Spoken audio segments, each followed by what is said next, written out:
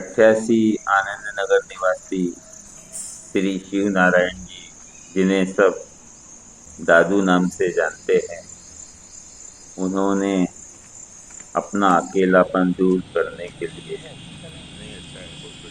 एक उपाय खोज लिया। वे दिन भर विभिन्न गतिविधियों में स्वयं को व्यस्त रखते। अपने प्रिय मित्र सदानंद के साथ प्रातःकाल में पास के एक बगीचे में घूमते। इसी समय उन दोनों के बीच विभिन्न विषयों पर बातचीत होती और प्रातःकाल की ठंडी हवा और पक्षियों की आवाज़ों का आनंद लेते वे घर लौटते।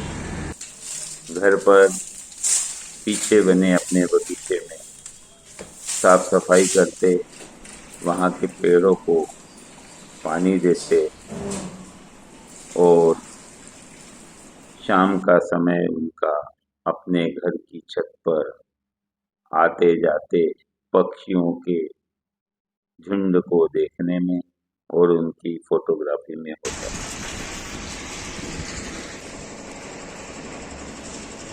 प्रकृति से उन्हें बहुत लगाव है, यह उनकी गतिविधियों से पता चलता है।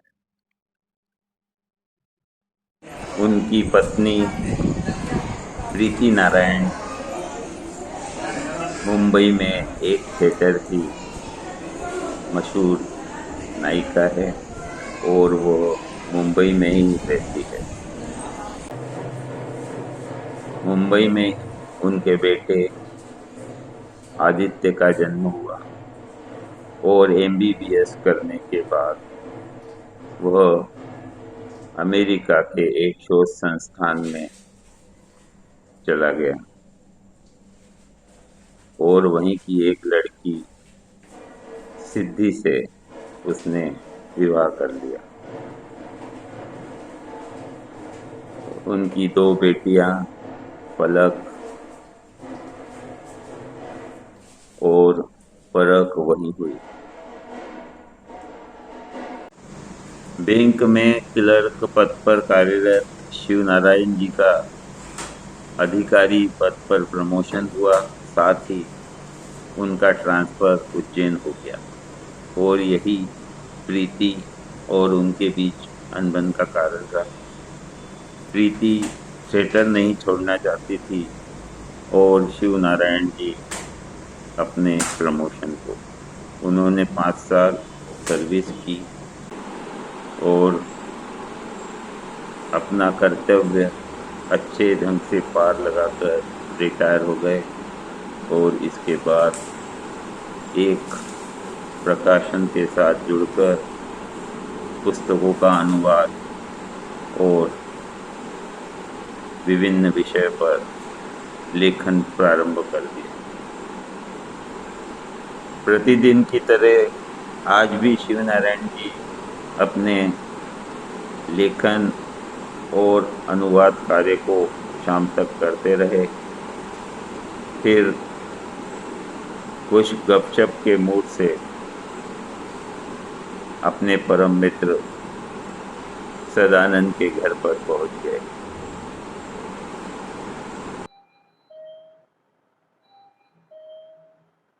कौन है? अरे दादू आप आइए आइए।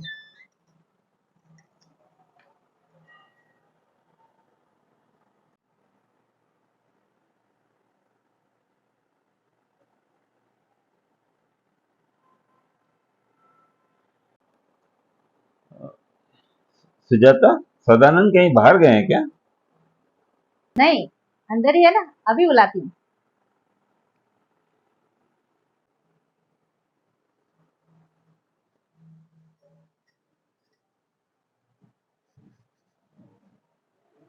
अरे वाह दादू आप।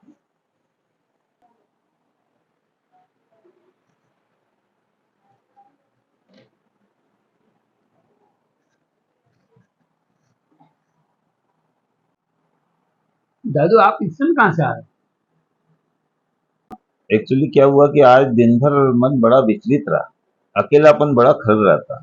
तो मैंने सोचा कि आप दोनों से और तन्वी से कुछ गपशप लगाऊंगा तो मन हल्का हो जाएगा। वैसे मैं देख रहा हूँ कि आप लोग तैयार होके कहीं जाने की तैयारी है क्या?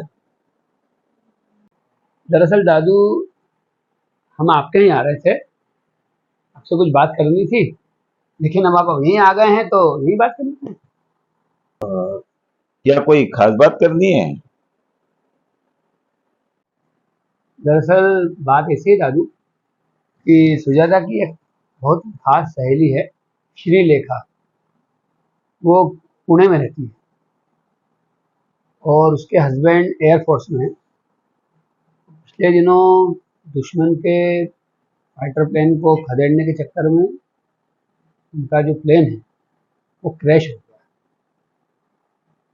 तब से वो लापता है। हालांकि उनके खोजबीन का प्रयास जारी है, पर आपको तो मालूम है कि इस सब में काफ़ी समय लग जाता है।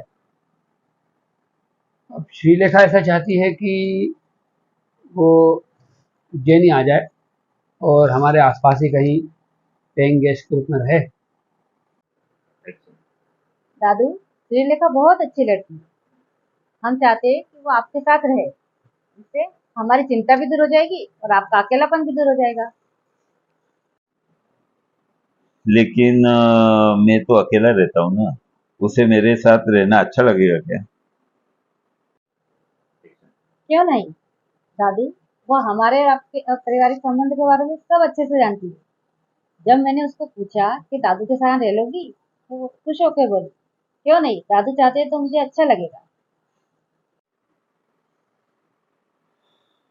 लेकिन पेइंग गेस्ट के लिए तो खाने वगैरह की भी व्यवस्था करनी होती है ना, और यहाँ तो मेरा खुद का ही टिफिन आता है, फिर कैसे क्या मैनेज होगा?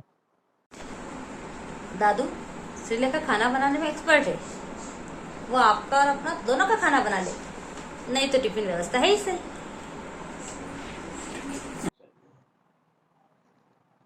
तो दादू ऐसा करते हैं कि कुछ दिन देख लेते हैं। अगर आप लोगों को दोनों को जमता है बहुत अच्छी बात है, नहीं तो फिर हम उसकी कुछ दूसरी व्यवस्था करेंगे। ऐसी बात है तो ठीक है, और मुझे भी अच्छा लगेगा कि कोई मेरे साथ रहेगा, लेकिन उसे भी तो जमना चाहिए ना। वैसे श्रीलेखा उज्जैन कब आ रही है, कुछ बताया उसने? श्रीलेखा तो जल्द से जल्द उज्जैन आना चाहती है, क्योंकि वैसे भी वहाँ उसका भी कोई है नहीं।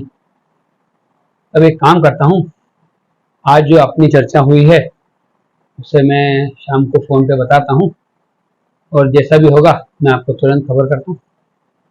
अच्छा, तो फिर मैं निकलता हूँ, है ना। उसके रहने के लिए क्या व्यवस्था करनी ये भी देखना पड़ेगा ना मुझे। तो फिर मिलते हैं फिर। आप बताइए फिर कब जी आने का बोलती हो? एक बेटी जब किसी घर में जन्म लेती है तो माता पिता और परिवार के सदस्यों को उसकी पसंद नापसंद उसके धीरे धीरे बढ़ने के साथ मालूम पड़ती जाती है, और वो उसके अनुरूप ही उससे व्यवहार करते हैं। किंतु श्रीलेखा एक विवाहिता स्त्री है। भले ही वो मेरे बेटी की तरह है, किंतु उसकी आवश्यकताएं, उसकी पसंद नापसंद मैं कैसे समझ पाऊंगा?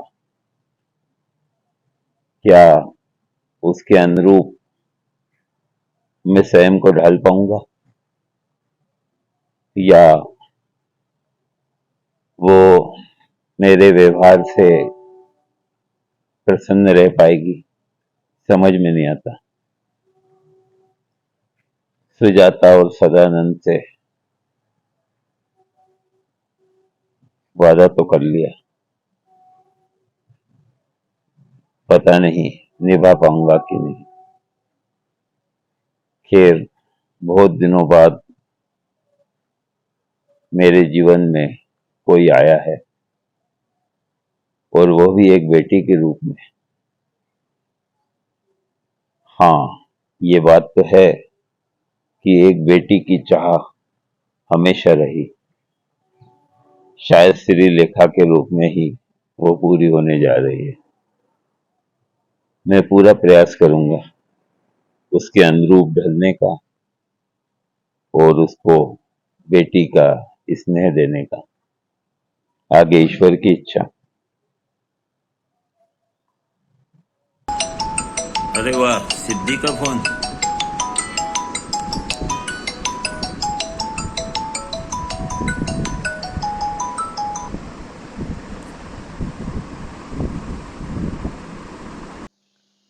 बाबा, मैं सिद्धि बोल रही हूँ। हाँ बोलो बेटा।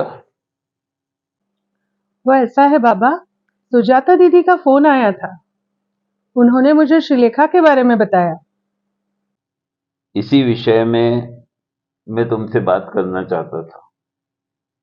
मैंने सुजाता और सदानंद से श्रीलेखा को अपने साथ रखने का वादा तो कर लिया, लेकिन मन बड़ा विचलित है।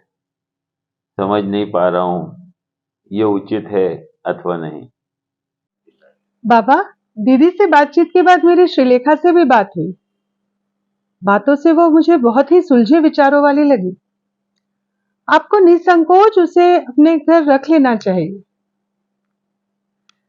अगर ये जम जाता है तो हम लोग भी यहाँ निश्चिंत हो सकेंगे कि आपकी देखभाल करने के लिए वहां कोई है। अच्छा, इस बारे में आदित्य की क्या राय है? उनकी भी यही राय है। यदि आप कंफर्टेबल हो तो इससे अच्छा और क्या होगा। तो ठीक है बेटा, आगे जैसा जमता है मैं बताता ठीक है बाबा, अब मैं फोन रखती हूँ। आप अपना ख्याल रखिएगा। हूँ। और ये हैं निवेदिता जोशी जी, जिन्होंने दादू द्वारा विभिन्न लेखकों की 10 अनुवादित पुस्तकों का प्रकाशन किया है। सदानंद की बेटी तन्वी, जो कि दादू की हर छोटी बड़ी आवश्यकताओं का ख्याल रखती है। शिव नारायण जी के एक अन्य प्रशंसक प्रोफेसर श्रीवास्तव जी ने अपनी डॉक्टर बहू को उनके स्वास्थ्य की चिंता का भार सौंप रखा। अरे घबराने की बात नहीं है दादू, जरा सा बीपी ही लो हुआ है। अभी एक स्ट्रॉन्ग कॉफी बनाकर पिला देते हैं, सब ठीक हो जाएगा। अच्छा, जी थैंक यू। शिव नारायण जी को 2 दिन बाद सदानंद से जानकारी मिली कि श्रीलेखा आज शाम को बस से उज्जैन के लिए निकल पड़ी है। हम आगे देखेंगे श्रीलेखा के शिव नारायण जी के जीवन में बेटी के रूप में प्रवेश करते ही क्या क्या परिवर्तन आते हैं, किस तरह पिता पुत्री का नाता आगे बढ़ता है और वो किस प्रकार इनके जीवन में प्रगति के लिए सहायक बनती है। सभी दर्शकों से विनम्र निवेदन है कि इस धारावाहिक के सभी एपिसोड देखकर हम नवोदित कलाकारों को प्रोत्साहित करें। नमस्कार।